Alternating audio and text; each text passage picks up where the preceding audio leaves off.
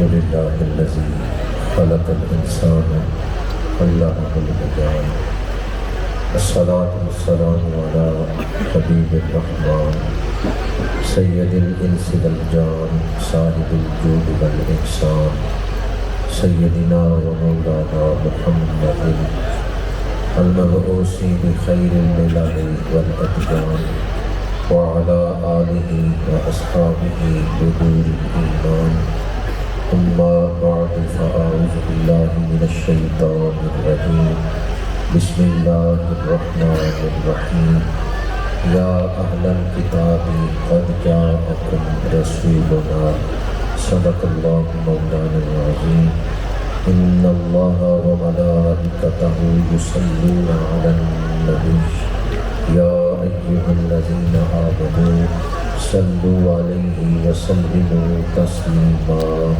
الصلاة والسلام عليك يا رسول الله وعلى آلك وأصحابك يا حبيب الله قابل سر تکریم علماء کرام، مہمانان ذی وقار، برادران اسلام، حاضرین و سامعین، تلاوت ہوئی، نعت خوانی ہوئی، بیان ہو رہا ہے اور میرے بیان کے بعد بھی یہ سلسلہ نعت خوانی جاری رہے گا۔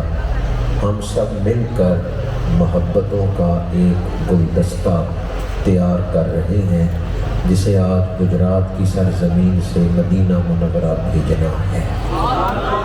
یہ محفل آپ لوگوں کی عقیدتوں اور محبتوں کا گلدستہ ہے جو سرکار مدینہ کی بارگاہ میں پیش کیا جا رہا ہے۔ کیا خیال ہے آپ لوگوں کا؟ وہ کریم آقا جو طائف کے بازار میں پتھر پھینکنے والوں کو ہدایت کی دعا دیتے ہیں، وہ گلدستے پیش کرنے والوں کو کیا کچھ عطا کریں گے۔ آج اس محفل میں شامل ہو کر ہمیں اپنے گناہ بخشوانے کا موقع مل گیا ہے، مقدر چمکانے کا موقع مل گیا ہے۔ ہم کسی عامی کا ذکر نہیں کر رہے، ہم تو رحمت للعالمین کا ذکر کر رہے ہیں، اور آج تو عنوان بھی ہے رحمت کی گھڑیاں۔ ہمارے آقا کریم کی ذات رحمت ہے تو آپ کی بات بھی رحمت ہے۔ وَرَفَعْنَا لَكَ ذِكْرَكَ، اس ذکر میں اللہ نے بیماریوں کی شفا رکھی ہے، اس ذکر میں اللہ نے دعاؤں کی قبولیت رکھی ہے۔ یہ ذکر قبولیت کے دروازے کھلوا دیتا ہے۔ جو ذکر آپ سن رہے ہیں، اللہ نے اس ذکر کو بڑی عظمتیں، بڑی بلندیاں عطا فرمائی ہیں۔ ایک دوست مجھے کہنے لگے ٹھیک ہے ذکر تو بڑی شان والا ہے، لیکن اس کے لیے اکٹھ کرنے کی کیا ضرورت ہے؟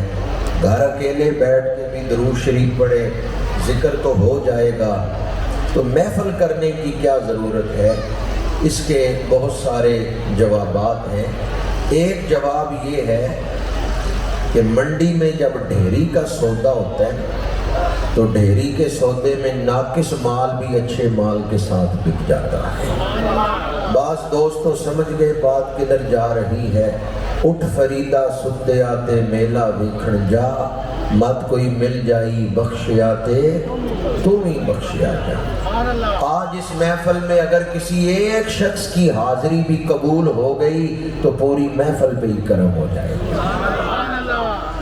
دعا گو ہوں کہ خالق کائنات منتظمین کے حسن نیت سے بڑھ کر اجر عظیم عطا فرمائے۔ آج محفل کے میزبانوں نے ملک بھر سے عظیم ثنا خان، عظیم پڑھنے والے لوگوں کو، خوبصورت پڑھنے والے لوگوں کو بلایا تاکہ آپ لوگ اس رات میں توجہ سے، یکسوئی سے اور محبت سے بیٹھیں اور اس انداز میں سنیں کہ بیٹھے تو گجرات کی سرزمین پہ ہیں لیکن حاضری مدینہ منورہ میں لگوا رہے ہیں۔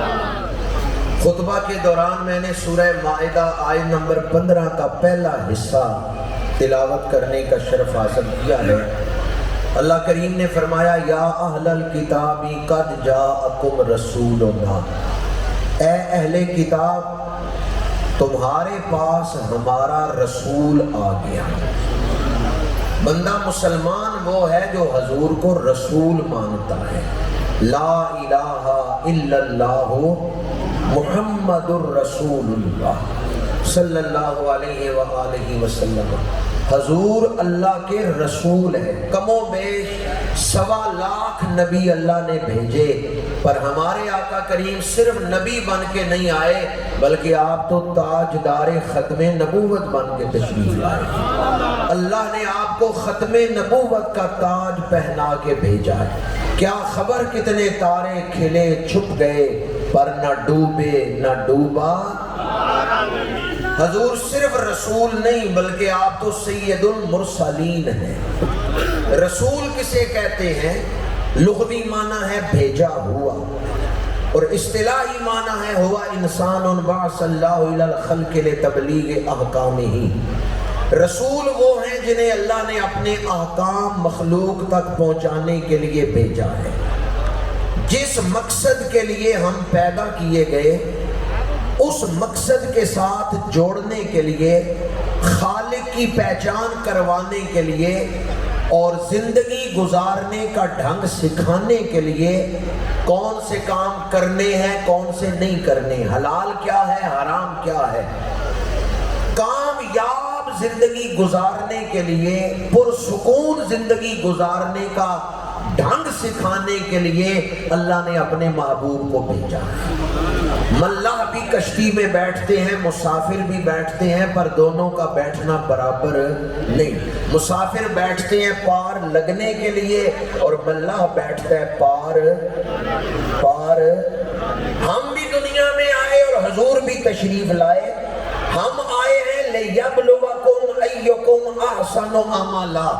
ہماری زندگی امتحان ہے، اور حضور تشریف لائے ہیں لَقَدْ كَانَ لَكُمْ فِي رَسُولِ اللَّهِ أُسْوَةٌ حَسَنَةٌ۔ حضور خوبصورت نمونہ دکھانے آئے ہیں۔ ہم آئے ہیں پار لگنے کے لیے، اور حضور آئے ہیں پار لگانے کے لیے۔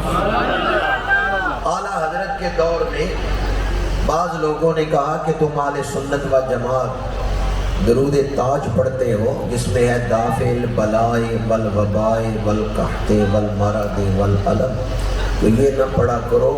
نبی کوئی طاقت نہیں رکھتے، بیماریاں نہیں دور کر سکتے۔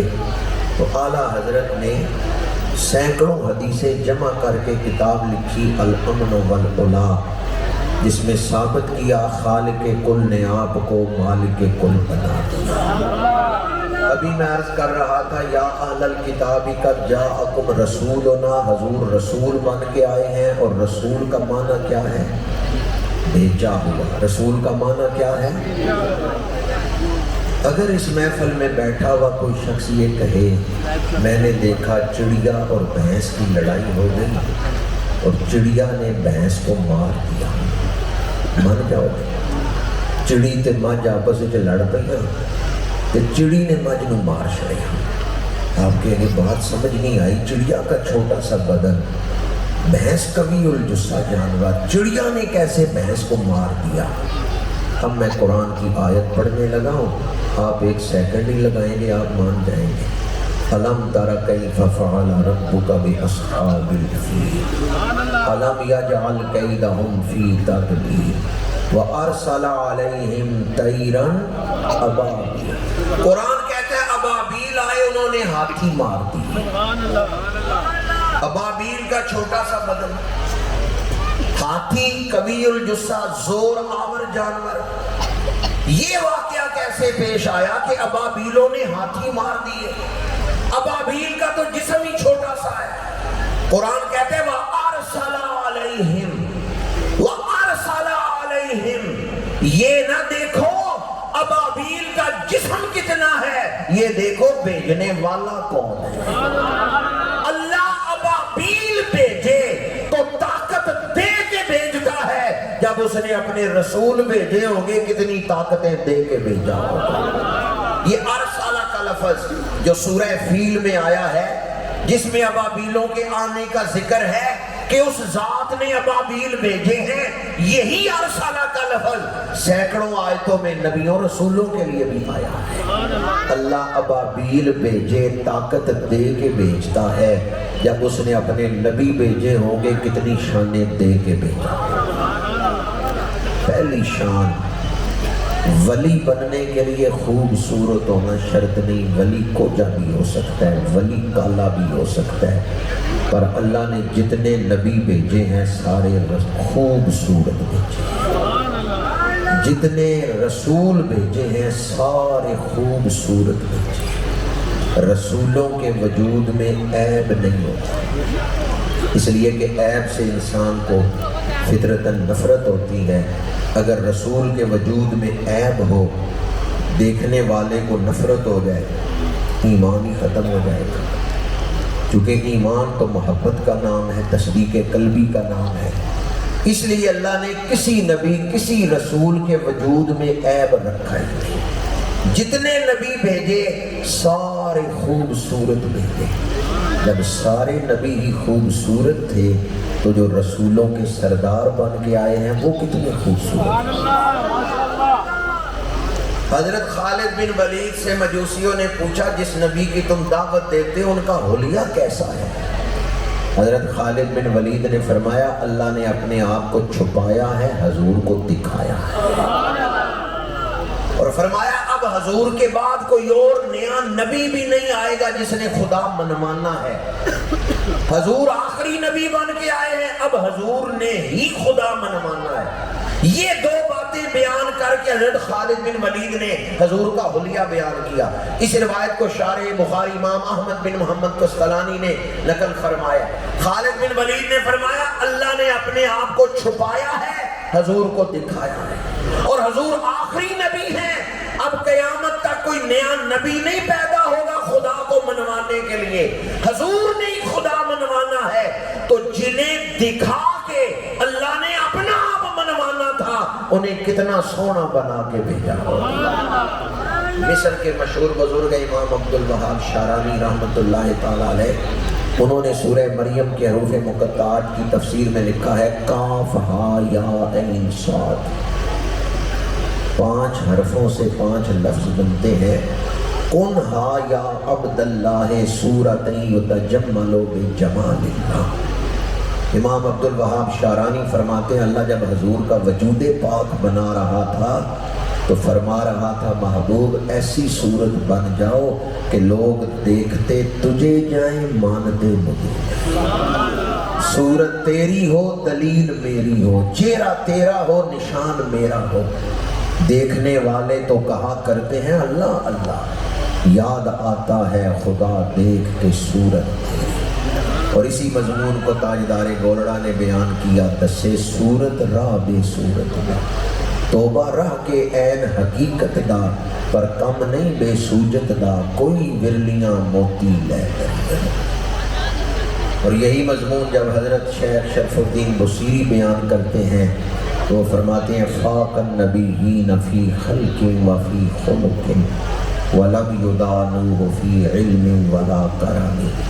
حضور کی صورت جیسی کسی کی صورت نہیں، اور حضور کی سیرت جیسی کسی کی سیرت نہیں۔ صورت بھی بے مثال ہے، سیرت بھی بے مثال ہے۔ اور آگے حضرت شیخ شرف الدین بصیری فرماتے ہیں منزہ عن شریک فی محاسنہ فجوہر الحسن فیہ غیر منقسم۔ اور جسے بھی ماشاءاللہ قرۃ عیون صلحاء گلے گلشن ولایت حضرت قبلہ پیر سید ابو بکر اویس شاہ صاحب رحمت برکات مولالیہ سجادہ نشین آستانہ علیہ ناروالی شریف تشریف لائے، میں آپ کو خوش آمدید کہتا ہوں۔ اللہ پاک مشائخ کی، علماء کی آمد، بزرگوں کی آمد ہم سب کے لیے باعث برکت باعث رحمت بنائے۔ میں عرض یہ کر رہا تھا شیخ شرف الدین بصیری نے کیا لکھا ہے فجوہر الحسن فیہ غیر منقسم، اور اللہ نے جس کو بھی حسن دیا ہے حسن کی کوئی 1-2 قسمیں دی ہیں، سارا حسن نہیں دیا۔ پھول میں حسن کی 2 قسمیں ہیں، رنگ بھی ہے خوشبو بھی ہے۔ گلاب کے پھول میں حسن کی 1 قسم یہ ہے کہ رنگ خوبصورت ہے، دوسری قسم یہ کہ خوشبو بڑی پیاری ہے، لیکن کیا گلاب کے پھول کی آواز بھی ہوتی ہے؟ یہاں آواز کا حسن نہیں ہے، مور کا سارا بدن خوبصورت ہے، پر بڑے خوبصورت ہیں، لیکن پیر، اللہ نے اوروں میں حسن تقسیم کیا ہے، کسی کو حسن کی ایک قسم، کسی کو 2 قسمیں، کسی کو 4 قسمیں، کسی کو حسن کی 5 قسمیں عطا کی۔ مسلم شریف کی حدیث پاک ہے حضرت یوسف کو آدھا حسن عطا کیا ہے، سارا حسن نہیں کسی میں رکھا، اگر سارا حسن رکھا ہے تو وجود مصطفیٰ میں رکھا ہے۔ فَجَوْهَرُ الْحُسْنِ فِيهِ غَيْرُ مُنْقَسِمِ، وجود مصطفیٰ کو اللہ نے حسن کی کوئی 1-2 قسمیں نہیں عطا کی، حضور کو اللہ نے سارا ہی حسن عطا فرما دیا۔ سب سے اولا و اعلیٰ، سب سے بالا و والا، خلق سے اولیاء، اولیاء سے رسول اور رسولوں سے اعلیٰ۔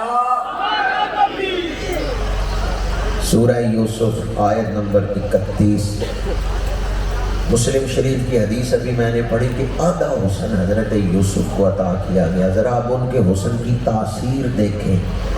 عورتوں نے تانا دیا بی بی زلیخا کو کہ غلام سے محبت کرتی ہو۔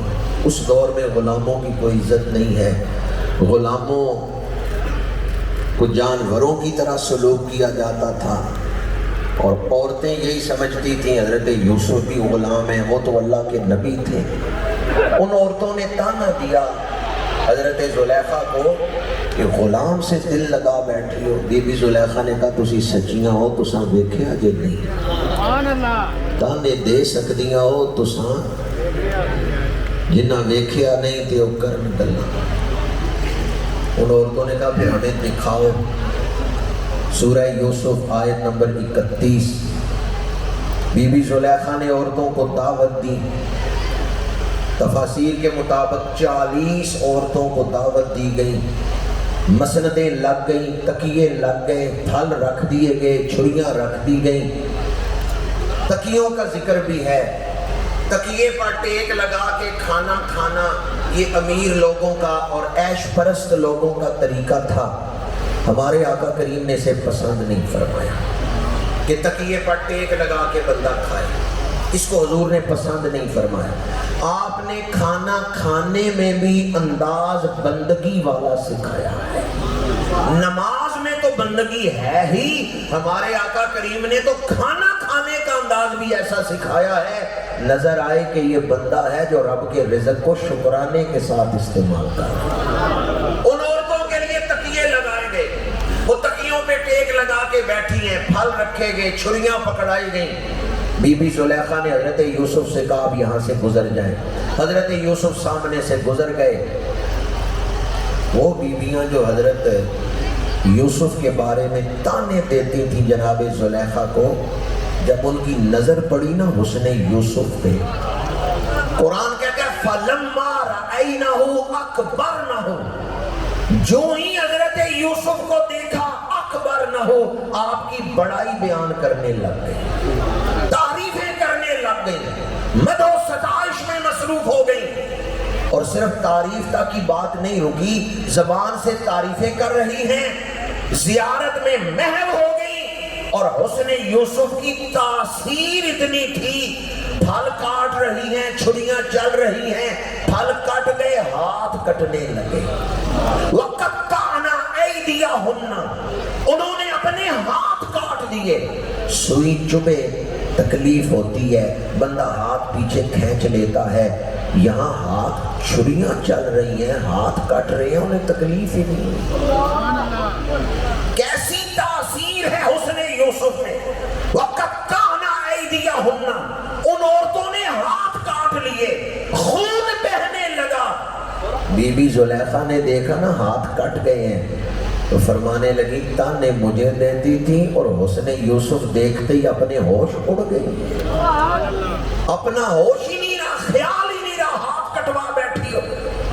عورتوں نے دیکھا نا خون بہ رہے، ہاتھ کٹ گئے ہیں، انہوں نے کہا زلیخا تو ساڑھے نال چنگی نہیں کیتی، وکھانا سی یا یوسف تے یوسف وکھایا ہی نہیں ہو، اے یوسف نہیں جڑا تو وکھایا ہے، سانو یوسف وکھا۔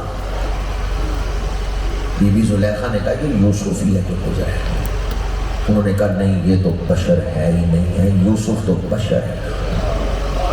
اور قسم اٹھا کے انہوں نے کہا وَقُلْنَا حَاشَ لِلَّهِ مَا هَذَا بَشَرًا، یوسف تو بشر ہے، ہم تو جانتی ہیں، یوسف کو دکھاؤ، یہ جو گزرا ہے نا یہ بشر نہیں ہے۔ بی بی زلیخا نے کہا اچھا بشر نہیں ہے تو کون ہے؟ انہوں نے کہا ان ھذا الا ملک کریم، یہ تو کوئی فرشتہ ہے جو گزر کے گیا ہے، یہ تو کوئی ملکوتی حسن والا ہے جو گزر کے گیا ہے، یہ بشر ہے ہی نہیں۔ گجرات کے بادشاہ اور مسلمانوں ذرا دیانتداری سے فیصلہ کرنا، جنہوں نے یوسف دیکھا انہوں نے کہا قلنا حاشا للہ ما ھذا بشرا، یہ بشر نہیں ہے۔ جنہوں نے یوسف دیکھا انہوں نے کہا یہ بشر ہی نہیں ہے، تو جنہوں نے یوسف کا بھی یوسف دیکھا، ہمارے آقا یوسف کے بھی یوسف ہیں۔ خالق نے تجھے ایسا طرحدار بنایا، یوسف کو تیرا طالب وہ پھر کہہ سکتے ہیں یا نہیں نبی کان یجلو شک النار بما یوحا الیہ وما یقول فلم نر مثلہ فی الناس حیا ولیس لہ من الموتى عدیل۔ یہ نعت لکھی ہے جناب سفیان بن حارث بن عبد المطلب، حضور کے چچا زاد بھائی، انہوں نے یہ نعت لکھی ہے فَلَمْ نَرَ مِثْلَهُ فِي النَّاسِ حَيًّا وَلَيْسَ لَهُ مِنَ الْمَوْتَى عَدِيلٌ۔ اسی کا ترجمہ تاجدار گولڑا نے کیا ہے کوئی مثل نہیں ڈھونڈا، چپ کر مہر علی کے تھے۔ جس دور میں آپ زندگی گزار رہے ہیں، کوئی کہتا ہے نبی کا ادب اتنا کرو جتنا بڑے بھائی کا کرتے ہیں۔ صاحب تقویہ نے لکھا نبی کا ادب اتنا کرو جتنا نمبردار کا کرتے ہیں۔ کسی نے کہا نبی کا ادب اتنا کرو جتنا کارکن اپنی جماعت کے لیڈر کا ادب کرتے ہیں۔ اگر بڑے بھائی جتنا ادب کرتے ہیں تو قبر میں کیا جواب دیں گے جب پوچھا جائے گا اس ہستی کے بارے میں کیا کہا کرتے تھے؟ جنہوں نے یہ لکھا کہ حضور کا ادب اتنا کرو جتنا جماعت کے لیڈر کا کیا جاتا ہے، انہوں نے حضور کو کیا پہچانا ہے، انہوں نے حضور کو کیا سمجھا ہے؟ اس محفل پاک میں بیٹھنے والوں آؤ اس ہستی کی پہچان حاصل کرو جو انگشت مبارک اٹھائیں تو ماہ کا کلیجہ چل جاتا ہے، جو دعا کے لیے ہاتھ اٹھائیں ڈوبا ہوا سورج واپس عصر کے وقت پہ آ جاتا ہے، جو مشکیزے میں ہاتھ رکھیں پانچوں انگلیوں سے پانی کی نہریں جاری ہو جاتی ہیں، 1500 صحابہ رکھ کے پانی پی لیں، برتن بھر لیں، اب بھی حضور کی انگلیوں سے پانی جاری ہے۔ اس ہستی کی پہچان حاصل کرو جو درخت کو حکم دے ذرا زمین پہ توڑ کے دکھا تو درخت جڑیں نکال کے زمین پہ دوڑنا شروع ہو جاتا ہے۔ اس ہستی کی پہچان حاصل کرو جو پتھر کو حکم دے ذرا پانی پہ تیر کے دکھا تو پتھر پانی پہ تیرنے لگتا ہے۔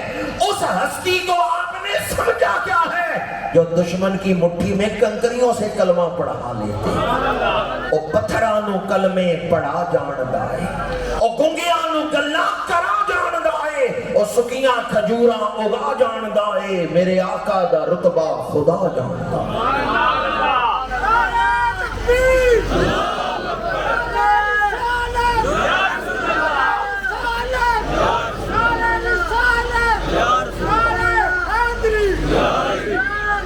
اعلیٰ حضرت نے لکھا ہے کلام الہی میں شمس الضحیٰ تیرے چہرہ نور فضا کی قسم، قسم شب تار میں راز یہ تھا محبوب کی زلف دوتا کی قسم۔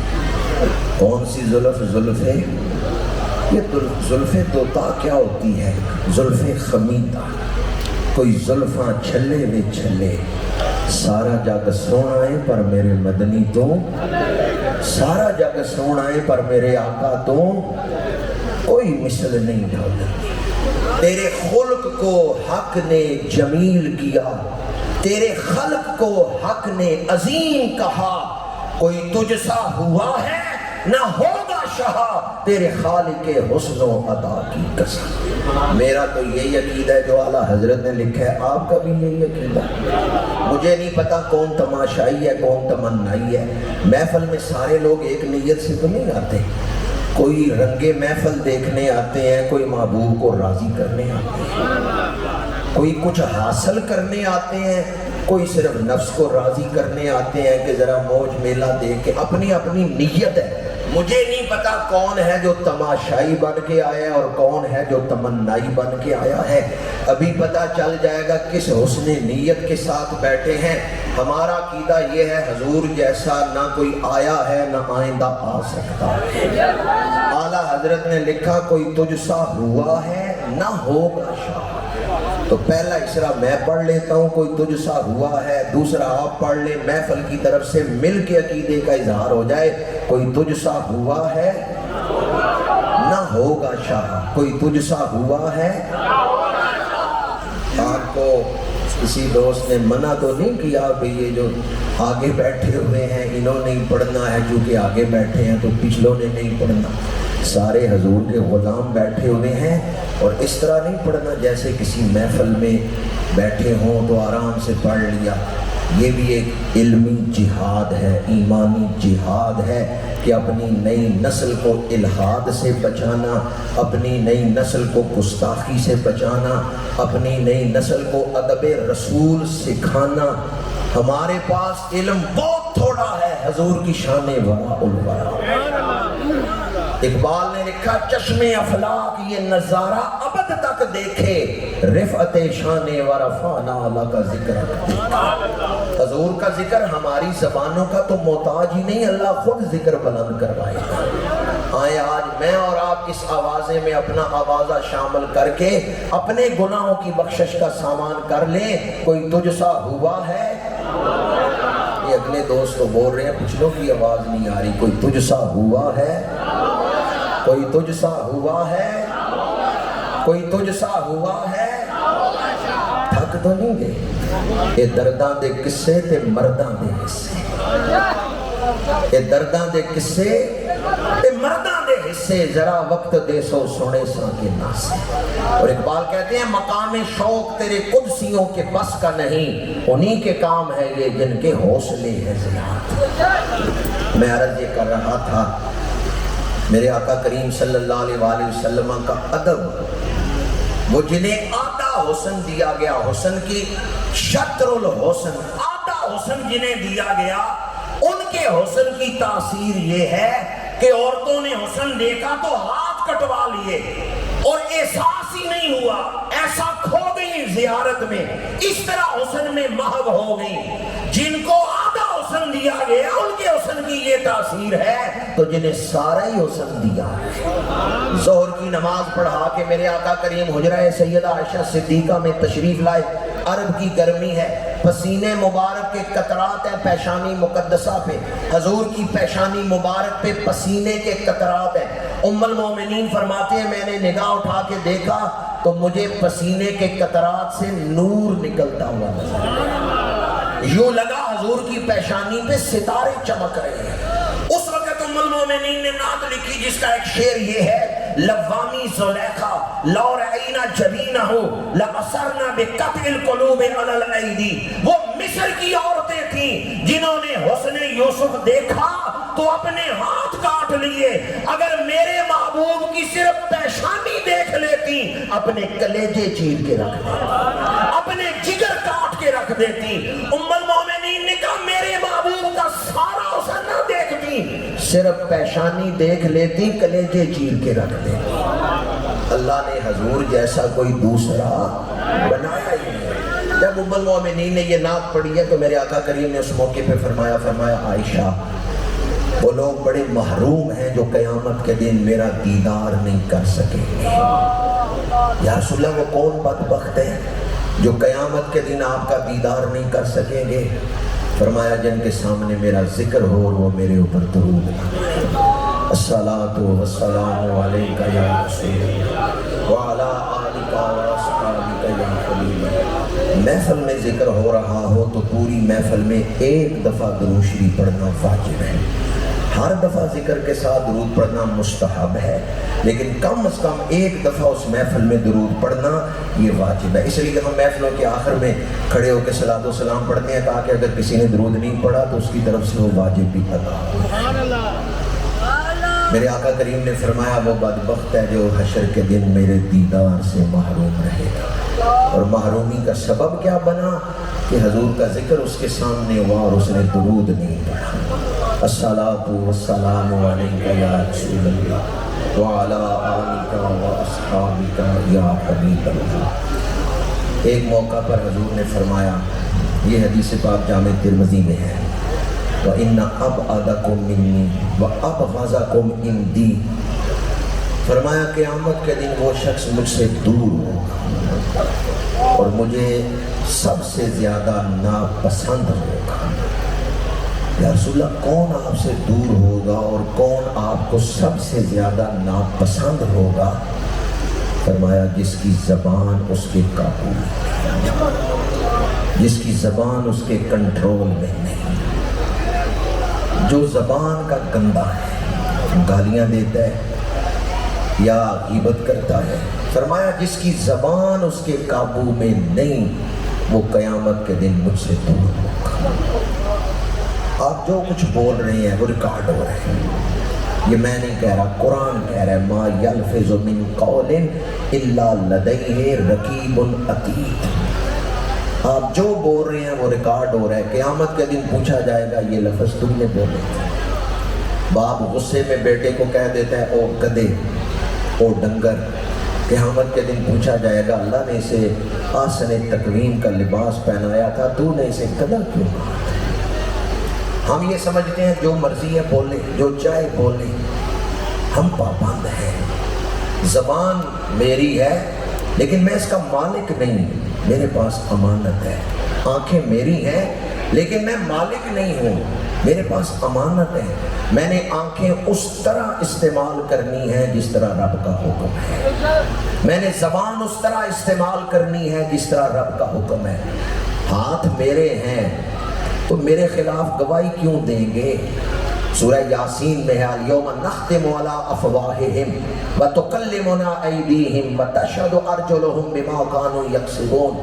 فرمایا قیامت کے دن ہم منہوں پہ مہر لگا دیں گے، ہاتھوں سے کہیں گے بولو، بتاؤ کیا لکھتے رہے ہو، کیا کرتے رہے ہو۔ پیروں سے کہیں گے بولو، پیر بول کے بتائیں گے۔ اللہ اس پر قادر ہے یا نہیں؟ اعضاء کو بلوا سکتا ہے یا نہیں؟ یہ محفلیں جہاں فضائل کی محفلیں ہیں، فروغ عشق رسول کی محفلیں ہیں، جہاں ادب کی تربیت گاہیں ہیں، وہیں یہ محفلیں اخلاق سکھانے کی محفلیں ہیں، معاشرے کی اصلاح کرنے والی محفلیں ہیں۔ آپ سارے محفل نعت میں آئے ہیں تو یقیناً آپ سب کے دل میں یہ خواہش ہے کاش قیامت کے دن حضور کا قرب مل جائے۔ یا رسول اللہ آپ کا قرب کیسے ملے گا؟ فرمایا زبان کا خیال رکھنا، اپنی زبان کا غلط استعمال نہ کرنا۔ جو جھوٹ بولے، غیبت کرے، چغلی کھائے، گالیاں دے، جو گندی زبان استعمال کرتا ہے، فرمایا قیامت کے دن وہ مجھ سے دور ہوگا۔ اس لیے زبان کھولتے ہوئے بڑی احتیاط کرنی چاہیے۔ اب میں تشریح نہیں کر رہا کہ وقت نہیں ہے، سوشل میڈیا پہ کتنے ایسے لوگ بیٹھے ہوئے ہیں جو مسلمان ہے ہی نہیں، دین بیان کر رہے ہیں، اور وہ اتنے کمزور لفظ نبیوں کے بارے میں اور ولیوں کے بارے میں بولتے ہیں، خود مومن ہے ہی نہیں، ایمان برباد کر چکے ہیں۔ صرف اشارہ کر رہا ہوں، میرے اور آپ کے منہ سے نکلے تھوک ہے، لیکن حضور کے دہن پاک سے آئے تو اب یہ ہلکا لفظ نہیں بولنا، لواب دہن شریف۔ اور کوئی میں جذبات میں نہیں، جوش خطابت میں نہیں، پورے ہوش سے کہہ رہا ہوں، آب زمزم بڑی شان والا ہے، پر میرے سامنے ایک طرف آب زمزم ہو اور دوسری طرف لواب دہن شریف ہو، میں لواب دہن شریف کو اٹھا لوں۔ میرے اور آپ کے پیروں میں آئے جوتے ہیں، پر حضور کے قدمین کے ساتھ لگ جائیں، اب جوتے نہیں کہتے۔ فتاوی عالمگیری کا فتویٰ ہے، جس نے نالے پاک کے لیے تصغیر کا لفظ بولا کافر ہو جائے گا۔ جس نے نالے پاک کے لیے تصغیر کا، میں لفظ نہیں بول رہا، وہ تصغیر والا لفظ بول نہیں رہا، صرف فتویٰ سنا رہا ہوں کہ اگر کسی نے نالے پاک کے لیے تصغیر کا لفظ بولا کافر ہو جائے گا۔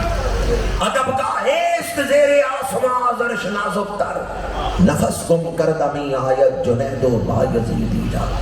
باب جبریل کے پہلو میں ذرا دھیرے سے فخر جبریل کو یوں کہتے ہوئے پایا گیا، پلکوں سے درے یار پہ دستک دینا، اونچی آواز ہوئی عمر بھر کا سرمایہ۔ حضور کا ذکر کرنا ہے تو عام لفظوں کے ساتھ نہیں، یہ بارگاہ خاص ہے، لفظ بھی خاص ہے۔ اور وہ لوگ اس طرح بے ادبی سے لفظ بولتے ہیں، گستاخی والے لفظ بولتے ہیں، اور بیٹا کہ ہماری نیت نہیں تھی بھائی اس بارگاہ کا لفظ، اس بارگاہ میں زبان کھولنے سے پہلے آداب سیکھنے کی ضرورت ہے۔ آخری بات کر رہا ہوں، قرب رسول کے لیے ایک وظیفہ درود شریف، دوسرا وظیفہ زبان کو قابو میں رکھنا، تیسرا وظیفہ طاقت پسندیدہ، اس پر گفتگو سمیٹ رہا۔ امام طبرانی نے المعجم الکبیر میں یہ روایت نقل کی ہے، حضرت انس بن مالک رضی اللہ تعالی عنہ نے عرض کیا، یا رسول اللہ صلی اللہ علیہ وسلم، دنیا میں آپ کا قرب ملا ہے، 10 سال انہوں نے خدمت کی ہے حضور کی۔ حضرت انس بن مالک عرض کرتے ہیں، یا رسول اللہ دنیا میں آپ کا قرب ملا ہے، میں چاہتا ہوں آخرت میں بھی آپ کا قرب ملے، تو میں کون سا وظیفہ کروں کہ جنت میں آپ کا قرب مل جائے؟ میرے آقا کریم نے فرمایا، انس جنت میں میرا قرب چاہتے ہو، بڑوں کا ادب کرنا، چھوٹوں کی شفقت کرنا۔ کیا فرمایا؟ بڑوں کا ادب کرنا، چھوٹوں پہ ادب کس کا کرنا ہے جی؟ تو جہاں سارے ہی بڑے ہیں، چھوٹا ہو ہی کوئی نہ۔ ویسے آج کل کوئی چھوٹا بھی ہے؟ جو بھی موبائل پہ سیلفی لے لیتا ہے، اپنی تصویر شوق سے دیکھ لیتا ہے، وہ کب اپنے آپ کو چھوٹا سمجھتا ہے؟ پہلے ہوتا تھا شاگرد چھوٹے ہیں، استاد بڑے ہیں، مرید چھوٹے ہیں، پیر بڑے ہیں۔ آج کل تو سارے ہی بڑے ہیں، آج کل تو چھوٹا ہے ہی کوئی۔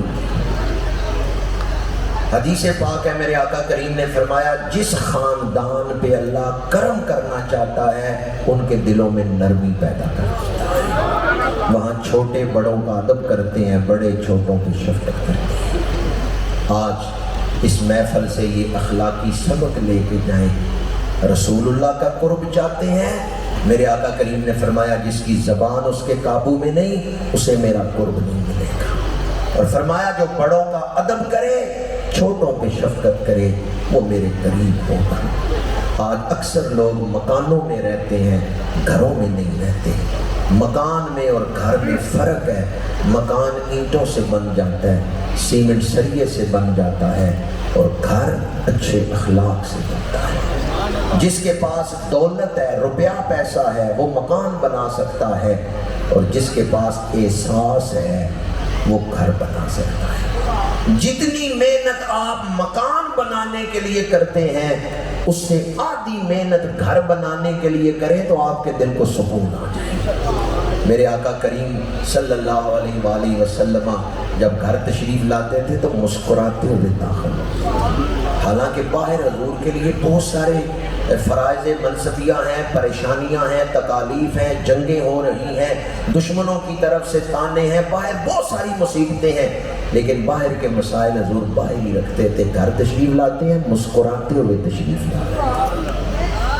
اللہ تعالیٰ اس محفل نعت کو ہمارے لیے اصلاح معاشرہ کا ایک مثبت قدم بنا دے۔ اللہ ہمیں حضور کی سیرت اپنانے کی توفیق عطا فرمائے۔ حضور کی صورت جیسی کسی کی صورت نہیں، اور آپ کی سیرت جیسی کسی کی سیرت نہیں۔ ذرا آزمائش تو کر لیں، آزما ہی لیں، ایک ہفتہ روزانہ کم از کم 100 دفعہ درود شریف پڑھ کے دیکھیں، پھر دیکھیں درود شریف آپ کو کن رنگتوں میں رنگتا ہے، کیا رنگتیں درود شریف چڑھاتا ہے۔ درود پڑھتا جا رہا ہوں، میں سنورتا جا رہا ہوں۔ وآخر دعوانا